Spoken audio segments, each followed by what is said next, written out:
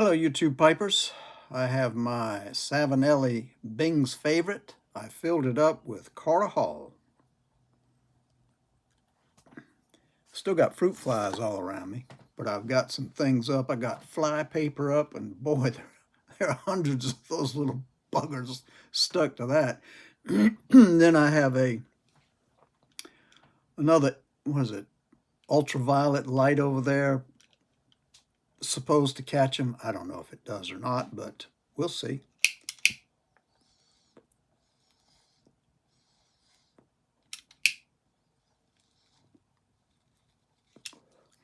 We'll see.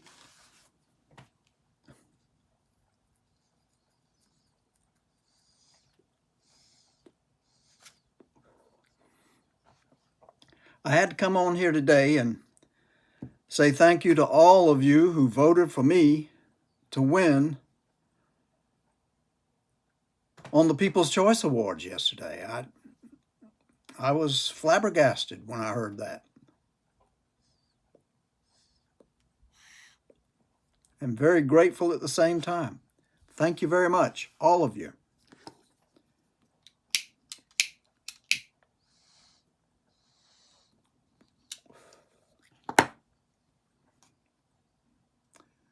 Very humbled by that. And very appreciative.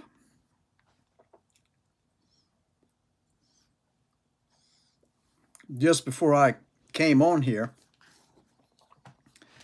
the phone rang, and I never answer the phone, but I looked down, and it was a friend of mine from Iceland. We served in Iceland together. And I saw that in 60 years, just flashed it past my eyes, and I hit it, and we talked there for about 20 minutes.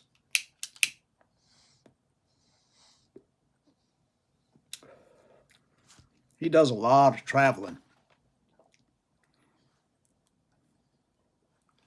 And he told me he was going to Iceland, and we lived off base when we were there. And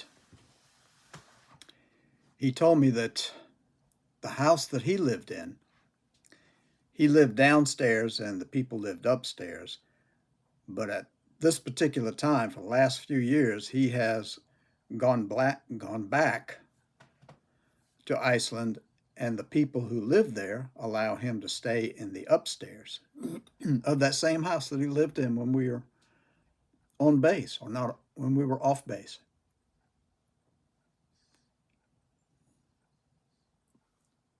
Brought back a lot of memories. And I had painted a picture of a lighthouse that was there on the Black Beach near Keflavik, or somewhere around that area. And I remember it as being a yellow in color, the lighthouse. And I said, "Do you remember that?" And he said, "I don't remember that being yellow, but I have pictures of it." And I said, "I would really be grateful if you would send me those pictures, because I painted that way back when, and it's completely gone. I don't know where it's gone, but it is no longer with me." So he sent me pictures of this lighthouse. No longer yellow, but white with red stripes. It's unusual because it's four-cornered. It's like a box going up in the air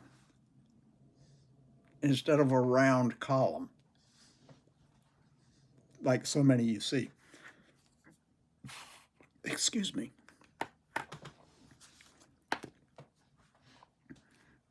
I first met Marshall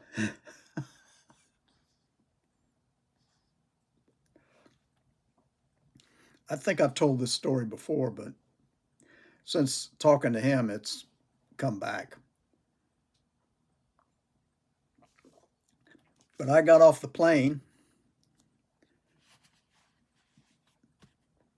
I had my cap on my head, my uniform under my raincoat, because they said it was going to be cold. And I walked off and I eyed somebody over in the corner there who looked familiar. And he walked up to me and he said, "Is your name Croucher?" I said, "Yes." He introduced himself and said that he was my sponsor because someone new coming to the base had a sponsor to show him around and get him settled. What's up? You need to go out? Oh, okay. He doesn't need to go out. It's the, I hate that printer. It just goes off on its own. I guess it's, I don't know. Just makes me angry that it does that. All I wanted was a printer. I didn't want something that kept refreshing itself. It makes noises and it bugs him. You might hear it in the background. I don't know. Anyway, as we were talking, somebody came by and said, "Is that your brother?" And he said, "No, why?" He said, "You look alike." And we did. We looked at each other, and I had a mustache. He had a mustache. I was balding. He was balding. We had on the same uniform, about the same height. It was like we could have been twins at the time.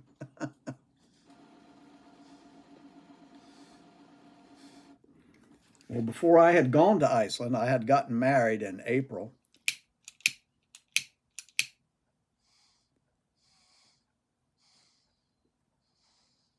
And I don't think it was 4 weeks after I got married that I got orders to go to Iceland. And you could have taken Iceland as a single so that you wouldn't have to go overseas again, or you could take it as a wife and husband, and later on take another overseas base. So I went to Iceland and found out that she could come up.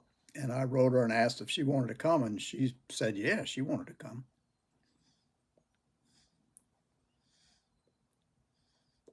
So before she came, I stayed in the BOQ, bachelor's quarters.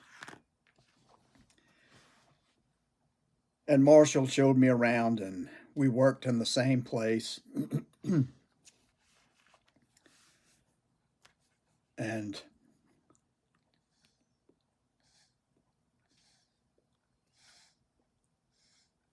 when my bride showed up,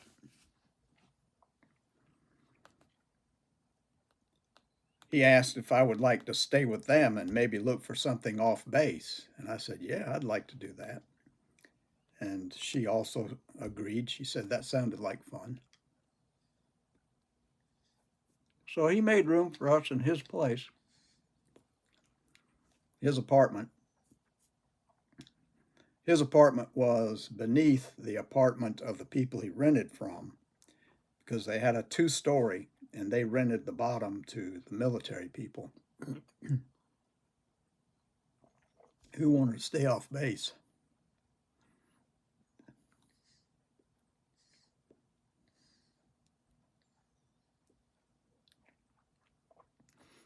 I'm not sure how long we stayed with them, but we got to know them pretty well, and we had a pretty good rapport between the 4 of us. And the thing about whenever you went on base, you had to stop, and it was like going through customs each time when you went on base and when you came off base. You had to stop at the little place, and they had to check you out. They didn't want you to bring in certain items from the base, off base, into Iceland. So they checked everybody. And when I was working, he would take my wife on the base to go shopping. And they would stop at this little guardhouse. And then they would come back.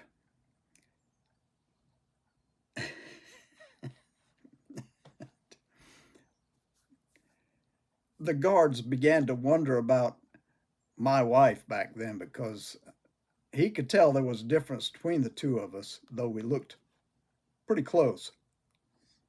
And he thought she was having an affair.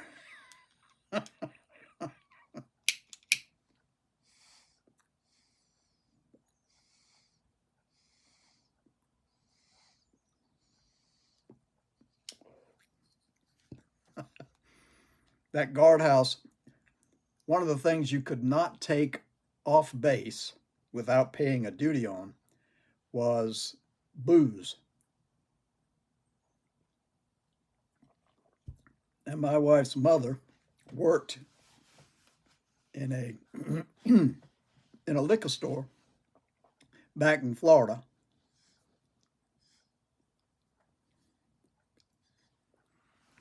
And she decided she was going to send us for Christmas several bottles of booze. When we got the package on base, we took it to the car. We had several other packages. And I said, "You don't think your mother would send us alcohol, do you?" She said, "No, she wouldn't do that.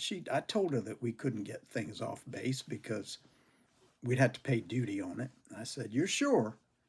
She said, "Yeah." I said, "All right. Well,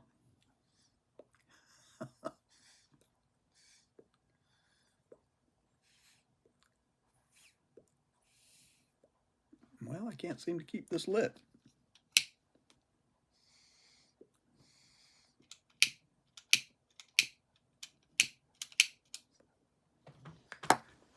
And now my lighter's not working. Doggone it. Anyway,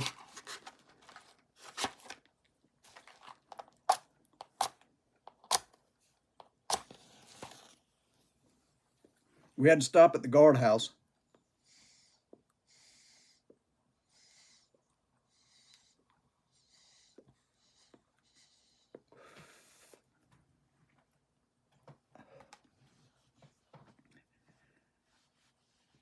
And the guard said, "You got packages in the back, I see." We said, "Yeah." He said, "You got anything in there that we should know about?" And my wife said, "No, nothing."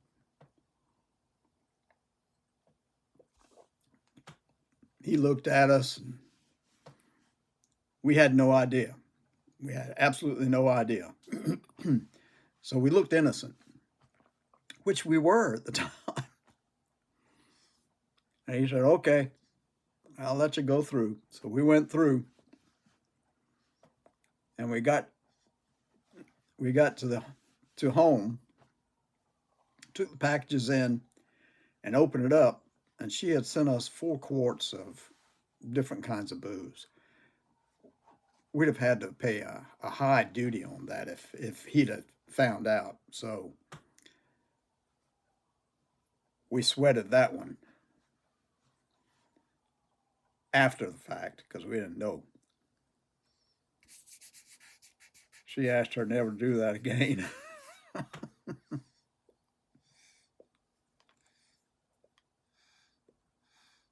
Anyway,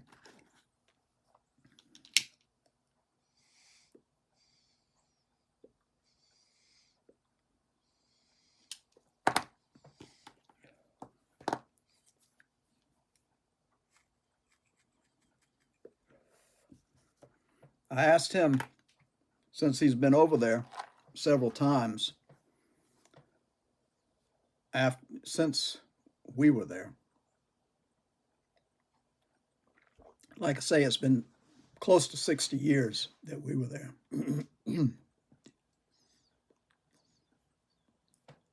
I said, "Has Keflavik changed any?" And he said, "You wouldn't believe it. It has now incorporated itself with 2 other towns and taken up the entire peninsula." And he said, "It is huge. It has hotels," and he was telling me all the buildings that they have there now. When we were there, it was like a small community.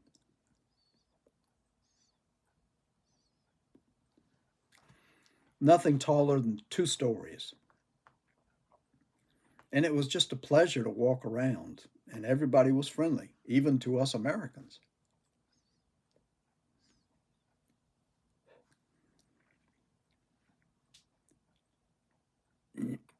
Yeah, it was it was a time that was very special.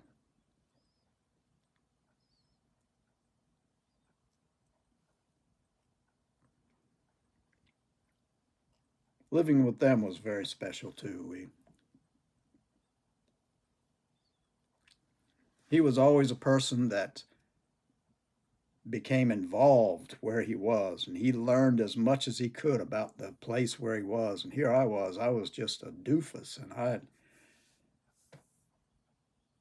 I was just happy to be around some place that was like this. But he gained knowledge and just went all over the country in his car, and he would tell us everything that he had learned. He was amazing. He still is. He still is. He's still got that hunger for knowledge and that hunger to see the world, and he's able to do it because of the jobs he had in the past.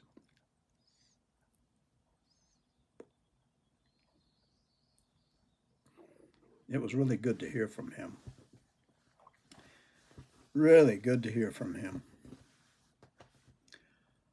I didn't really have much to say. I was just excited about having won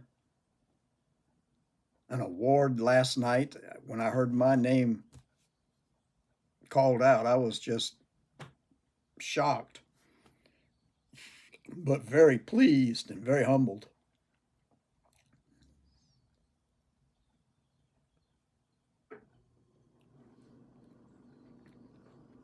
And Flat Cap and Lady Fire, they put on a good show, and they have every year. It's been a fun time to watch and just participate.